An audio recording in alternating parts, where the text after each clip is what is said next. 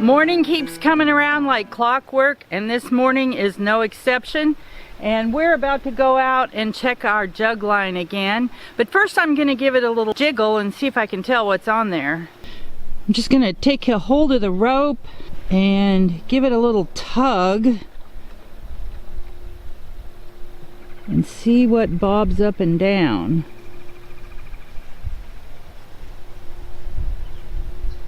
I don't see much bobbing up and down, so oh, there's one.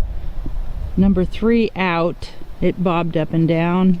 And this one right here that's closest to the bank, I saw it from the house bob up and down, but when I tugged it, it didn't. Try again. That kind of stirs them up and makes them react. So we'll go hop in the boat and see what we come up with.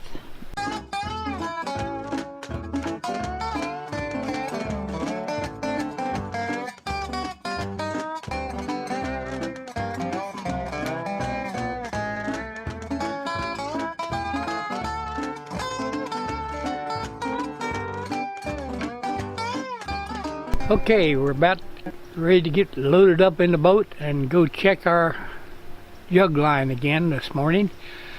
One of them at least is a wiggling, so there must be something out there. So we're off to see the wizard.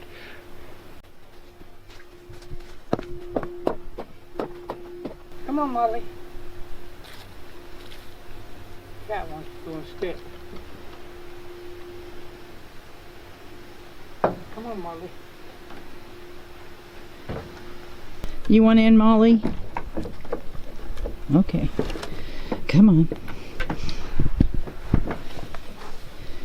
There you go, Captain. Get your feet. We're about to start moving.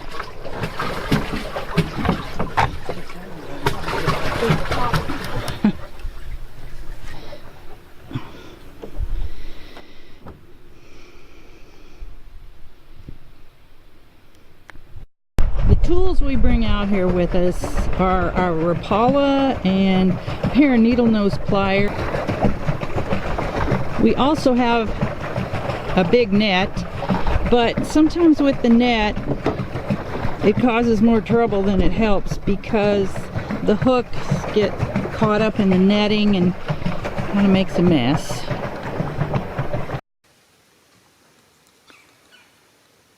Number 3 just bobbed up and down for us again. It seems like number 3 from the far bank is always the one that catches the fish. I don't know what about that jug is the most popular.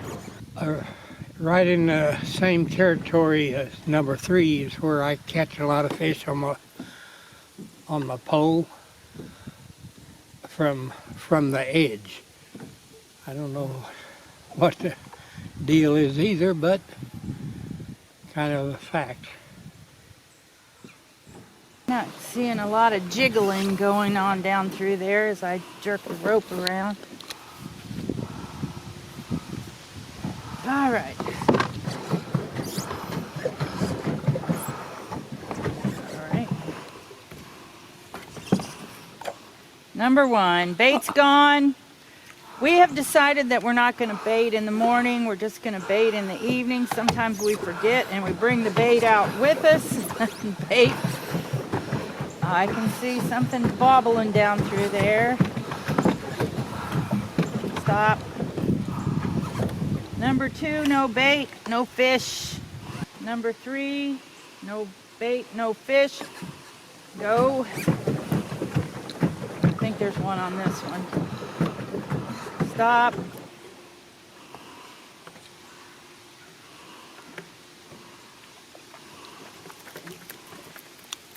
Here we got a baby. If he'll stop flopping around, I can get him off the hook. I wish they would understand that they're just hurting themselves. Wow, I got that one out without even a pair of pliers. But he's another year's fish. Stop. No fish, no bait. Okay, no fish, no bait. No fish, no bait. Oh, there's something on this next one. The one with no lid on it. Stop.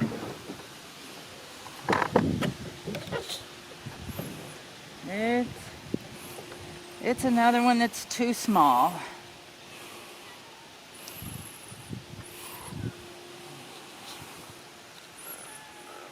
He kind of caught himself in a funny way. Can you hear the sound, the croaking sound?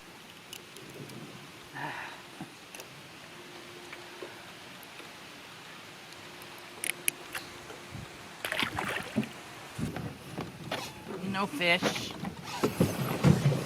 There's one on this one, though. Okay. Stop.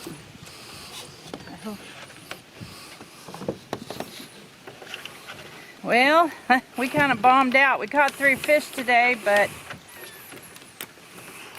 none of them are what we want to keep. So, get him off without getting myself stabbed.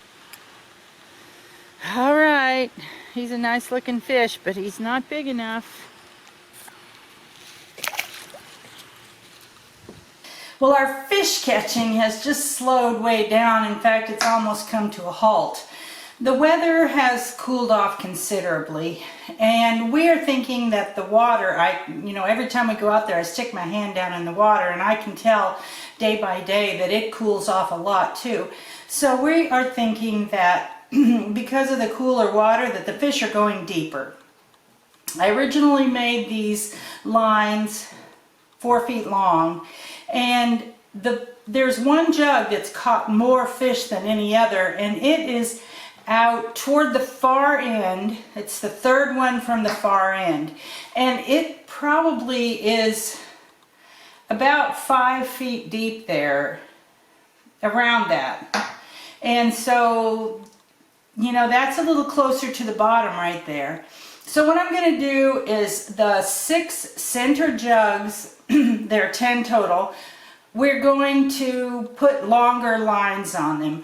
We went out there one day with the paddle, and it's a big long double paddle that's like 8 feet long. And, if I stand it up, it's way longer than me. It's for a kayak.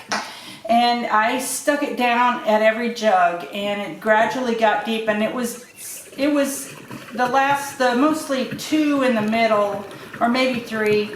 It was so deep that I didn't want to stick my arm down, any farther than my sleeve was. So I didn't find the bottom on that. But now, see the way our pond is, we live in hills and ditches land. And there was a big ditch through there, through the main part of it. But then on this one side where we have put the jug line across, there was a smaller ditch that came down through there and joined the bigger ditch. And so that, is probably like it might be as much as 10 feet out in the middle. So I'm going to make longer lines, and I'm going to make them so that we can try to judge how deep they are. We want them really down close to the bottom. I don't know that we want them sitting right on the bottom. I'm not totally clear about that. But what I'm going to do is make them long enough that they are very, very close to the bottom.